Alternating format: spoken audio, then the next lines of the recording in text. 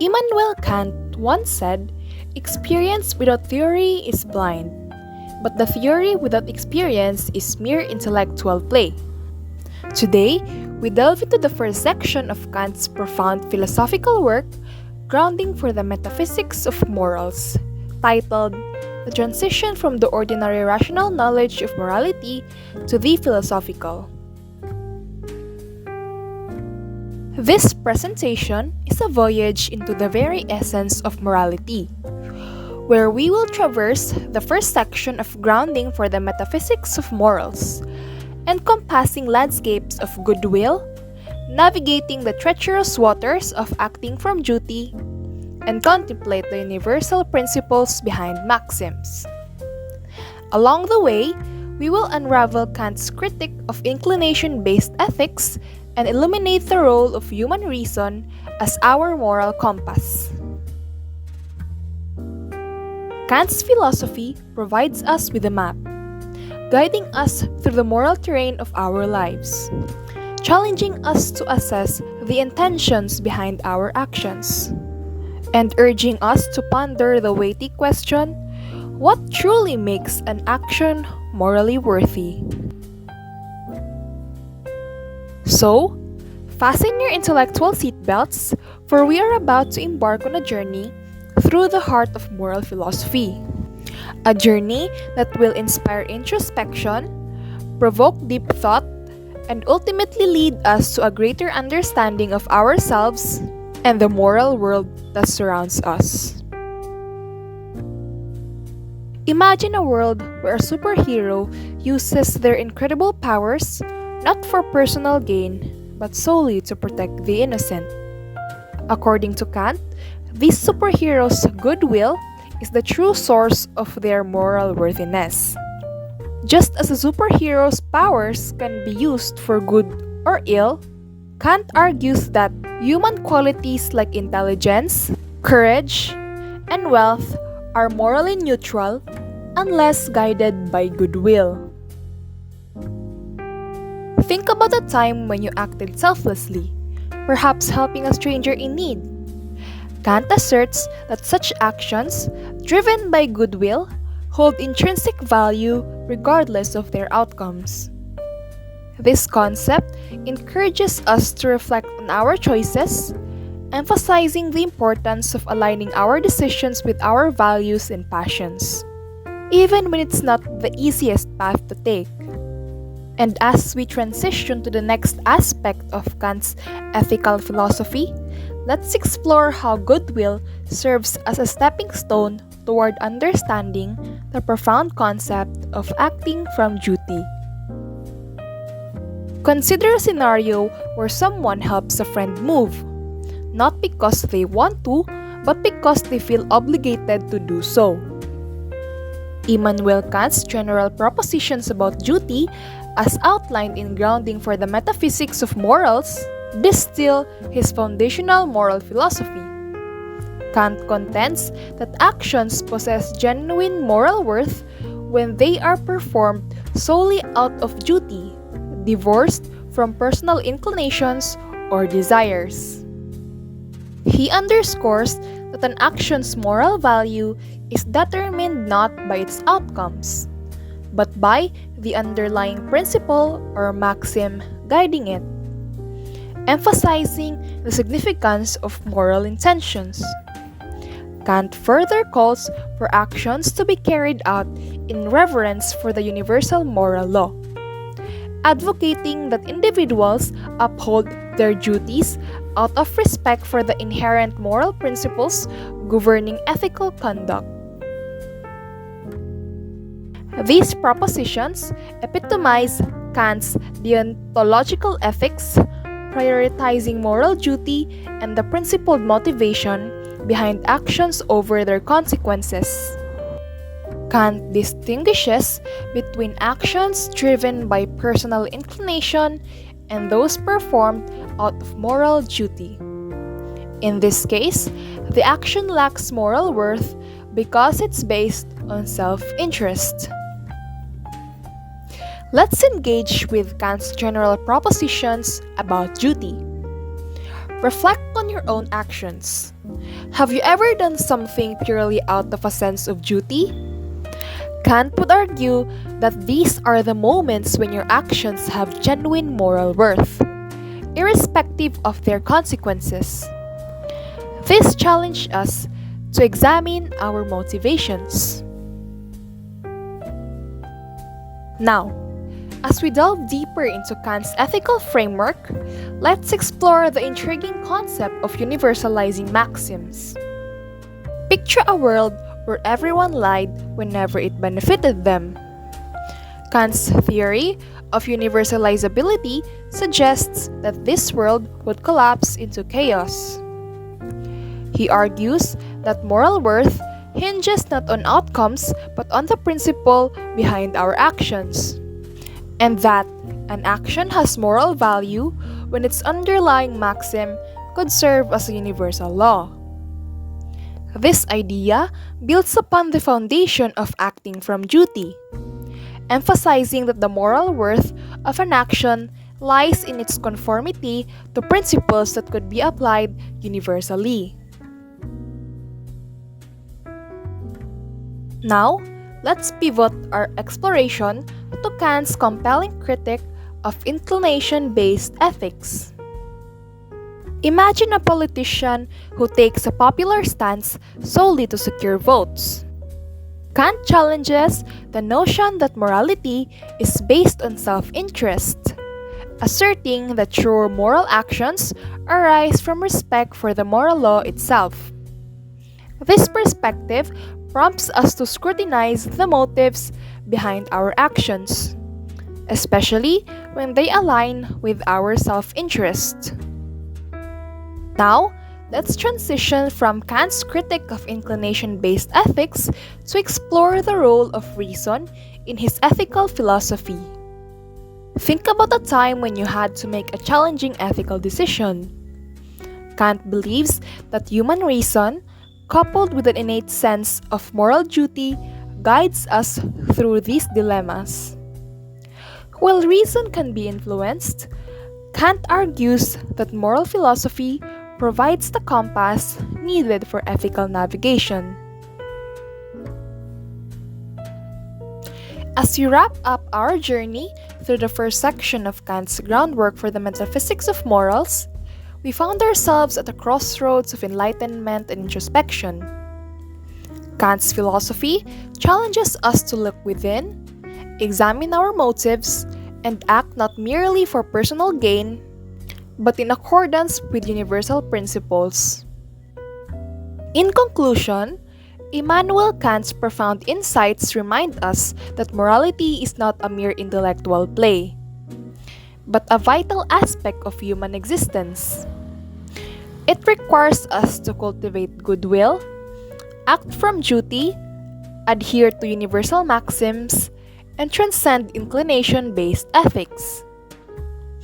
Kant also invites us to harness the power of reason as our moral compass. As we move forward, let us take this philosophical journey with us into our daily lives.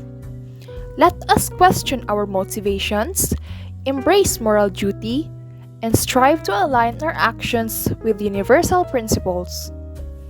By doing so, we can contribute to a world where ethics and morality are not blind or mere intellectual play, but the guiding light of our choices. The second section of Groundwork for the Metaphysics of Morals awaits us, where we will delve deeper into Kant's ethical philosophy. Join us in the exploration of transition from popular moral philosophy to metaphysics of morals, and the idea of treating others as ends in themselves, not as means to an end. Together, let's continue to unravel the complexities of Kant's moral framework and apply these timeless principles to our lives.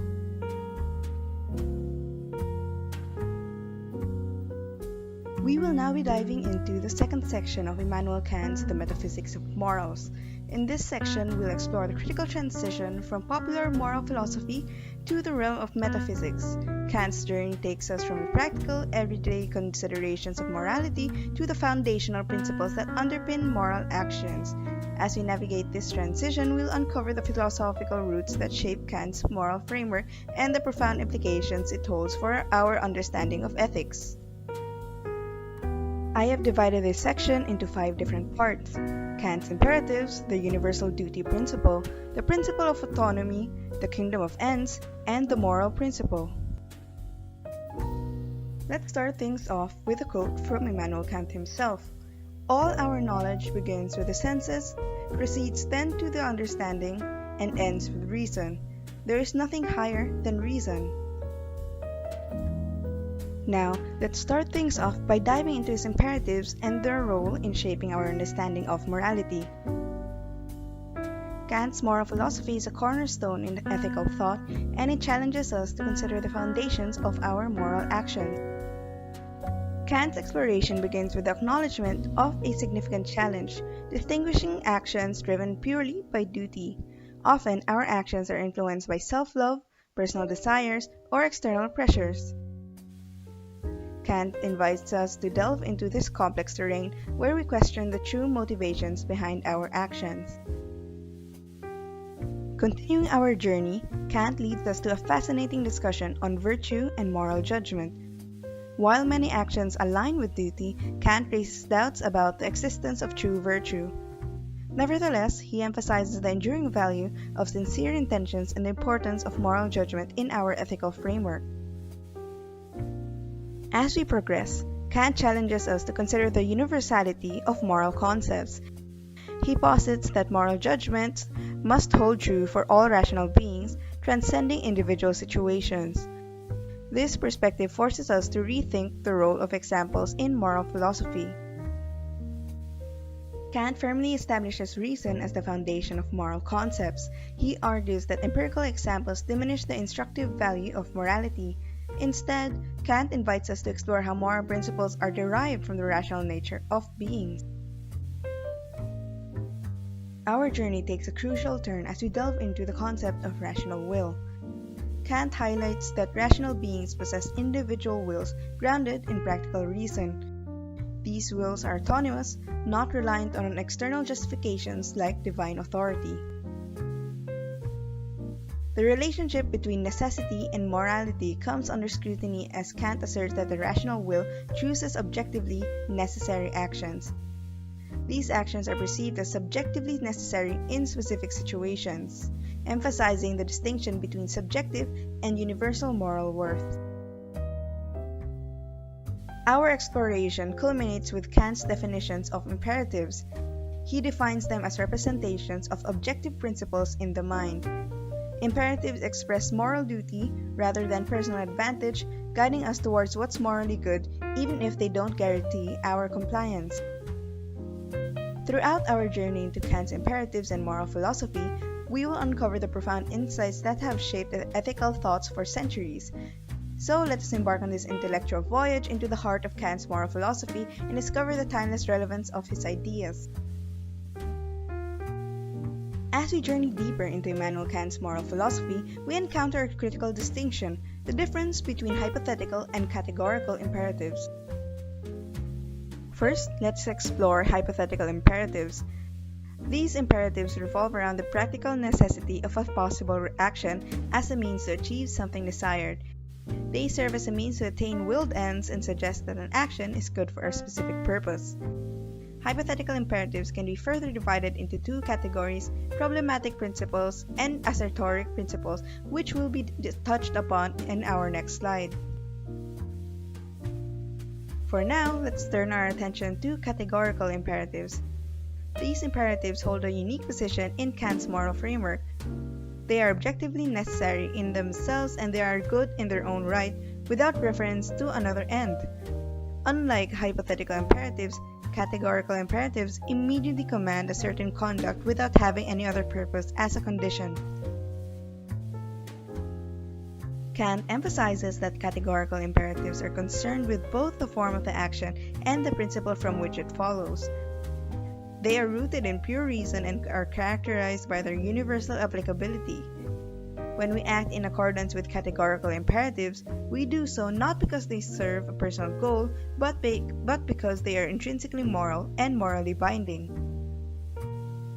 Following up the last slide, there are two types of hypothetical imperatives: problematic hypothetical imperatives and assertoric hypothetical imperatives. First, we have problematic hypothetical imperatives. These provide conditional guidance for pursuing uncertain or problematic goals. In essence, they suggest that if you have a particular goal in mind, there may be conditional actions that you should take to achieve it. However, the key word here is problematic, as the goals in question might be unclear or uncertain. For example, a problematic hypothetical imperative could be, if you want to pass your exam, you should study diligently. In this case, passing the exam is the desired end, but it's not guaranteed that studying diligently will lead to success. It's conditional on the assumption that studying is a means to achieve the goal. Next, we have assertoric hypothetical imperatives. The meaning of assertoric is the stating of a fact as opposed to expressing the evaluative judgment. These imperatives offer conditional guidance for achieving known and attainable goals through specific actions. In this case, the relationship between the action and the goal is more certain and well-defined.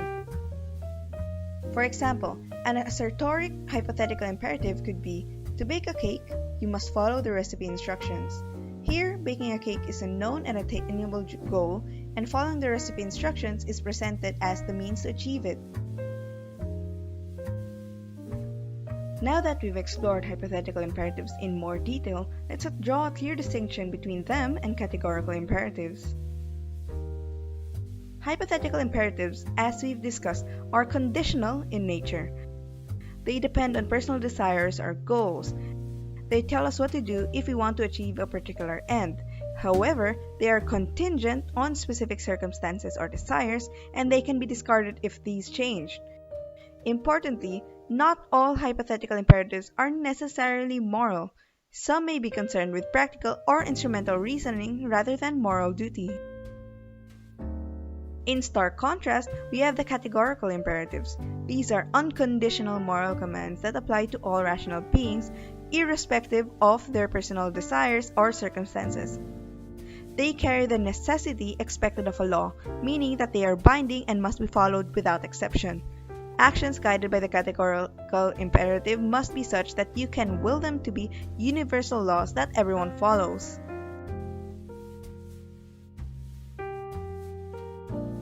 Now, let's delve deeper into the challenges that arise when trying to understand Kant's categorical imperatives.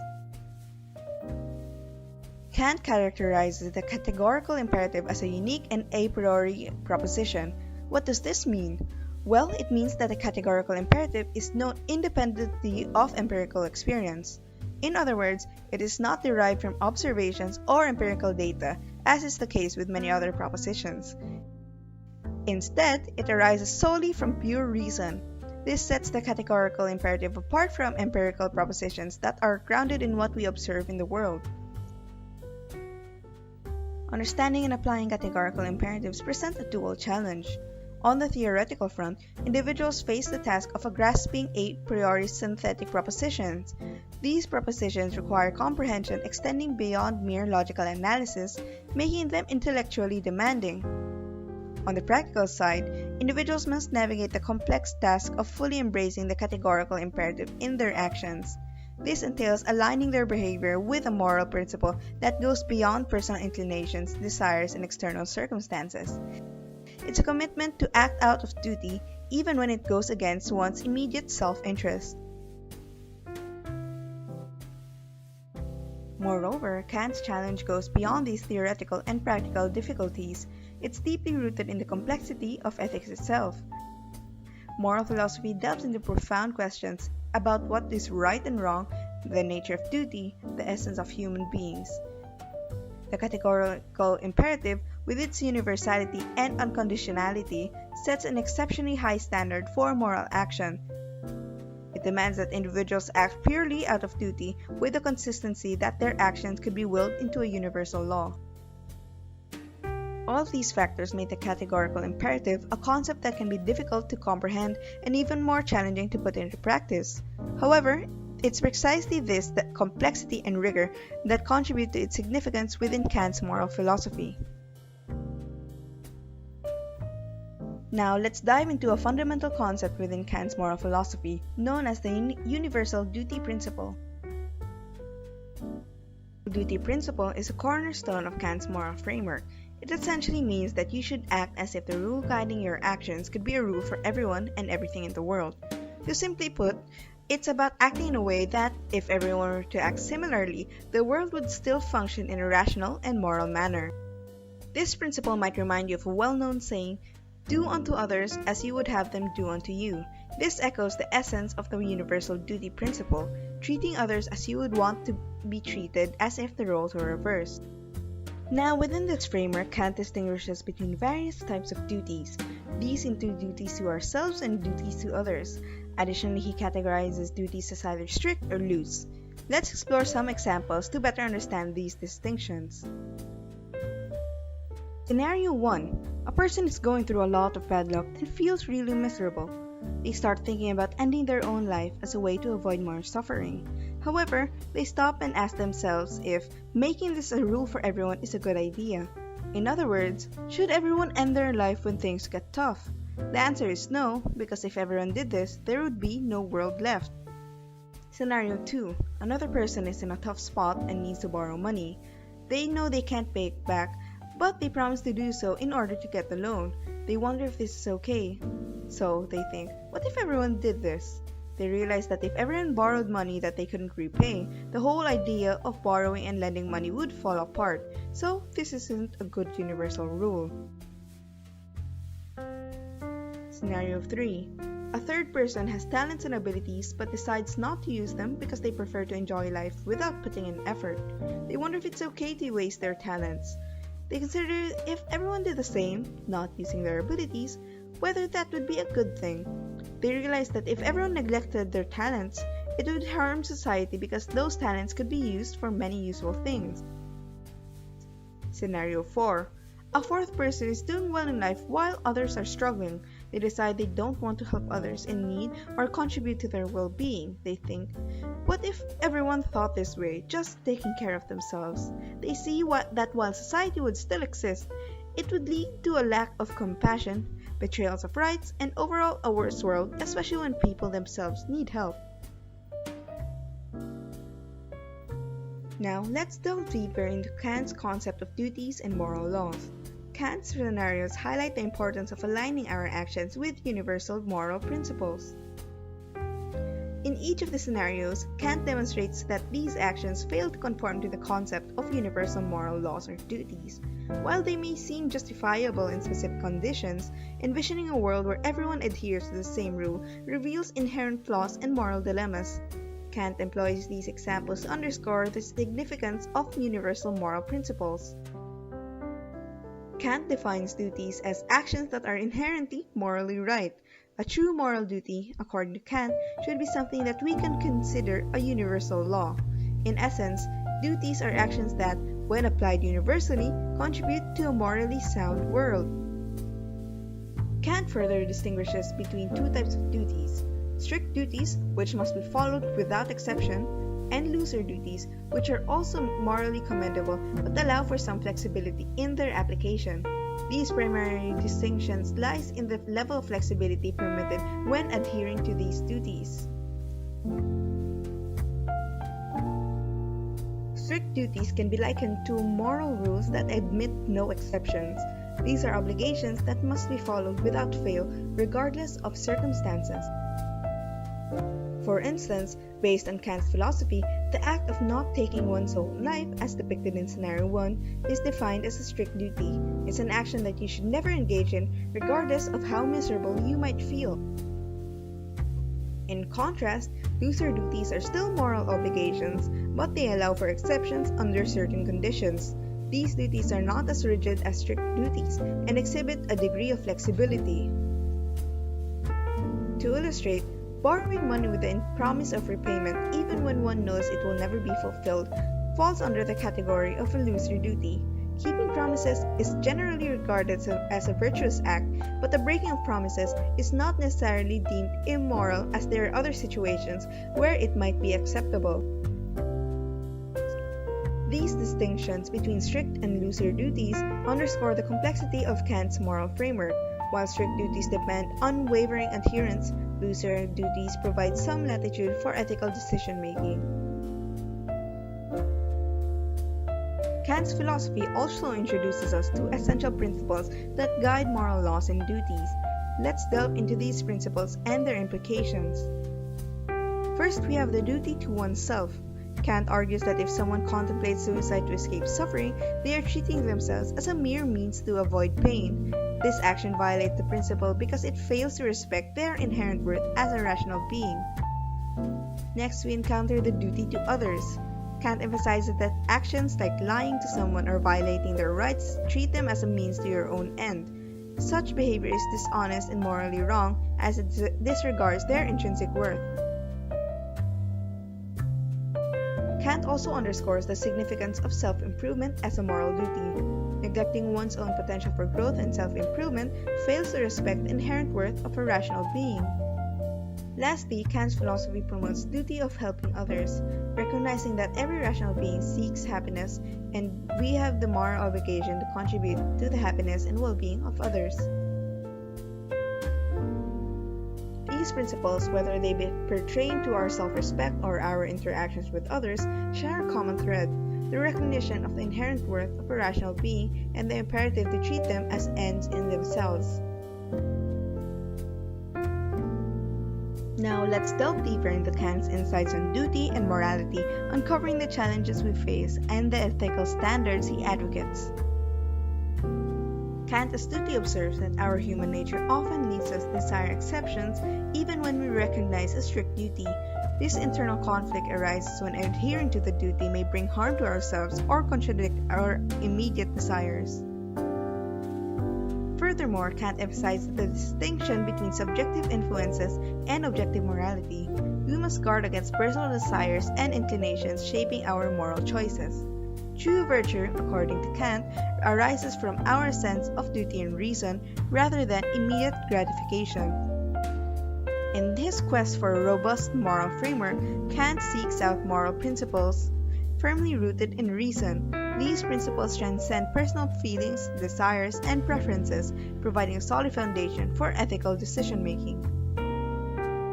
Kant's philosophy challenges us to grapple with the complexities of moral consistency and the imperative to act in accordance with objective moral laws. Now let's explore Kant's profound principle of autonomy and how it underpins the conception of genuine moral principles. Kant's principle of autonomy stands in contrast to heteronomy, a concept where moral principles depend on external factors like desires or interests. Autonomy, on the other hand, asserts that authentic moral principles should guide individuals' choices and actions based on universal laws, completely independent of self-interest. Kant underscores the significance of following these principles not for personal gain, but for their inherent moral correctness. The moral value of an action, in Kant's view, lies in its alignment with universal laws, irrespective of individual benefits. These moral principles must have universal applicability, transcending specific circumstances or personal preferences. Kant's philosophy places paramount importance on treating every individual's will as equally significant. The core principle constitutes the essence of true morality within Kant's ethical framework. Kant's reasoning leads him to a profound conclusion that moral actions possess such a high worth because they enable rational beings to actively participating in creating universal laws. This unique ability is what distinguishes rational beings as ends in themselves and is the very foundation of human dignity. As we explore the principles of autonomy, we are invited to embrace the idea that true morality arises from adherence to universal laws, free from personal interests. Kant's philosophy encourages us to recognize our capacity for self-governance, where we not only able to abide by laws but also have the power to shape them. In conclusion, Kant's principle of autonomy offers us a profound perspective on the nature of moral principles, emphasizing their inherent moral correctness and universal application. It calls upon us to recognize our unique role as ends in themselves and to uphold the dignity of humanity by participating in the creation of moral laws. Now, let's explore Kant's perspective on the inherent worth of rational beings and its significance in his moral philosophy. Kant posits that for moral principles, such as categorical imperatives, to have a solid foundation, they must be grounded in something with inherent and absolute worth. This foundational element serves as the cornerstone of moral philosophy. Kant passionately argues that rational beings, like humans, possess this inherent worth. What sets rational beings apart from their status as ends in themselves? This means that in every action, rational beings should be treated as ends in themselves, not merely as a means to achieve some external end. To grasp this concept fully, Kant distinguishes rational beings from mere objects. Objects, he contends, possess only one conditional value, and their worth depends entirely on our individual wants and desires. In contrast, rational beings have unconditional value, existing as ends in themselves, free from external determinants. In essence, Kant's philosophy underscores the profound moral significance of recognizing the inherent worth of rational beings. It challenges us to view humanity not as a means to our ends, but as an end in itself, emphasizing the moral imperative to respect the intrinsic value of every individual. Now let's explore Kant's concept of the kingdom of ends and its significance in his moral philosophy. Kant introduces the notion of a kingdom of ends, which is essentially an imaginative society. In this hypothetical realm, rational beings come together and abide by shared moral rules, effectively governed by a set of common laws. The cornerstone of this kingdom lies in the fundamental principle that all rational beings, without exception, must adhere to laws that treat each other as an ends in themselves rather than as a mere means to an end. The principle emphasizes the intrinsic value and dignity of every person.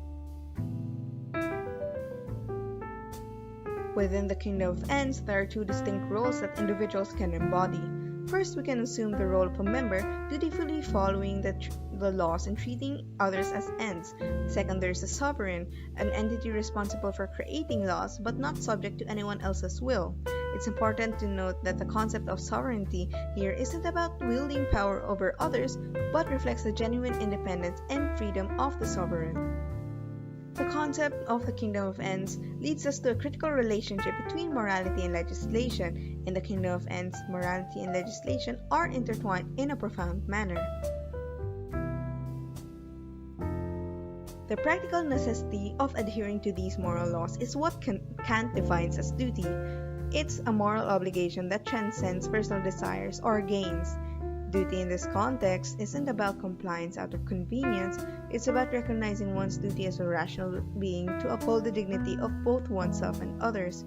This duty is applicable to every member of the kingdom of ends without discrimination. Kant's distinction between dignity and value further enriches our understanding of morality. While objects possess value, which can be quantified and replaced, rational beings such as humans possess dignity. Dignity is immeasurable and irreplaceable. It is priceless. In the context of the kingdom of ends, the core essence of morality resides in the treatment of rational beings with dignity, underscoring their inherent worth. Continuing our exploration of Kant's profound philosophy, we arrive at the concept of the moral imperative. Kant posits that every rational being should envision themselves as legislating members within the kingdom of ends. In practical terms, this means acting in accordance with principles that could serve as universal laws for all members of this hypothetical kingdom. Kant acknowledges that this idea of moral dignity might appear paradoxical at first glance. It centers on the concept of having profound respect for the inherent dignity of humanity and acting morally for its own sake, devoid of any expectation of personal gain. This ability to act independently of personal interests is what elevates moral actions to the sublime. Now let's delve into the intricate connection between morality and duty. Kant's definition of morality revolves around the alignment of actions with the concept of autonomous wills following universal laws. If an action is in harmony with its notion of autonomy, it is deemed morally permissible. Conversely, actions that deviate from this autonomy are considered forbidden. A will that naturally adheres to these moral laws is labeled holy and recognized as absolutely good. The moral duty emerges from the objective necessity of actions arising from the obligations to abide by these moral laws. Moreover, when an individual fulfills their moral duties, we attribute dignity and sublimity to their actions. This recognition doesn't stem from merely being under moral law, which is mandatory, but rather from their active participation in creating and upholding this law. The true moral worth is derived from the act of respecting and following the moral law, transcending motivations rooted in fear or personal desires. Let's now explore the core of Kant's moral philosophy, encapsulated in the moral principle. Kant's moral principle comprises three fundamental aspects, each shedding light on the nature of moral actions. First, we have the concept of universal law. According to Kant, maxims, which are personal rules or principles guiding our actions, should be chosen as if they could become universal laws of nature. In essence, this means that our actions should be grounded in principles that every individual could follow without encountering any logical contradictions. The second aspect involves end in itself. Kant emphasizes that rational beings, including ourselves, must treat both themselves and others as ends in themselves, rather than merely being means to achieve an end. This underscores the significance of respecting the intrinsic worth of every individual. Lastly, Kant introduces the idea of a kingdom of ends. In this hypothetical society, all maxims align harmoniously with the moral principles we've discussed.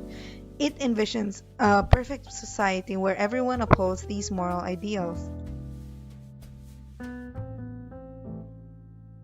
To apply these principles effectively, Kant proposes the formula for the maxim. Kant suggests that when we evaluate actions from a moral perspective, we should employ a general formula, act according to a maxim which can, at the same time, make itself a universal law. This formula serves as a litmus test to check whether our actions are in harmony with moral principles. Kant introduces the concept of an absolutely good will. He defines this as a will that cannot be evil, implying that its principles or maxims can serve as a universal law without encountering any logical contradictions. In essence, an absolutely good will unconditionally adheres to moral principles. Kant underscores what distinguishes rational beings from the rest of nature, their capacity to set goals for themselves. These goals, often referred to as the matter of goodwill, differ from the goals associated with an absolutely good will. In the case of an absolutely good will, we must not consider it in terms of achieving specific ends. Instead, it must be regarded as an end in itself, devoid of any particular goal. Moreover, this end, as related to an absolutely good will, should be conceived negatively. It signifies that this end should never be utilized solely as a means to attain another objective. It must be consistently be treated as an end in itself. This end is more abstract, an idea rather than a tangible entity.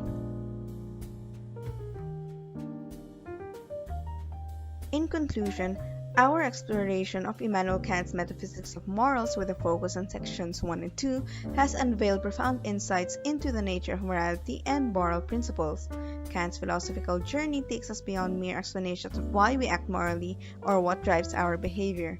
It delves into the very essence of morality itself, seeking to uncover the fundamental principles that govern moral actions. Kant challenges us to contemplate morality as a universal concept rooted in reason and autonomy, where individuals are both bound by and creators of moral laws. His philosophy invites us to reflect on the inherent dignity of humanity and the imperative to act in accordance with universal principles, regardless of personal interests or desires. We've delved into the complexities of hypothetical and categorical imperatives, the distinction between strict and looser duties, and the principles that underpin moral laws. We've also examined the conflict that arises within us when duty clashes with personal desires and the importance of safeguarding morality from subjective influences. Through the lens of Kant's moral philosophy, we've come to understand the concept of moral autonomy and the inherent worth of rational beings. The kingdom of ends envisions a society where moral principles reign supreme, treating every individual as an end in themselves. In essence, Kant challenges us to rise above self-interest, recognize the universal nature of moral principles, and act in accordance with duty and reason. His profound insights into the metaphysics of morals continue to inspire ethical debates and philosophical inquiries, emphasizing the enduring relevance of his work in understanding the moral foundations of human behavior.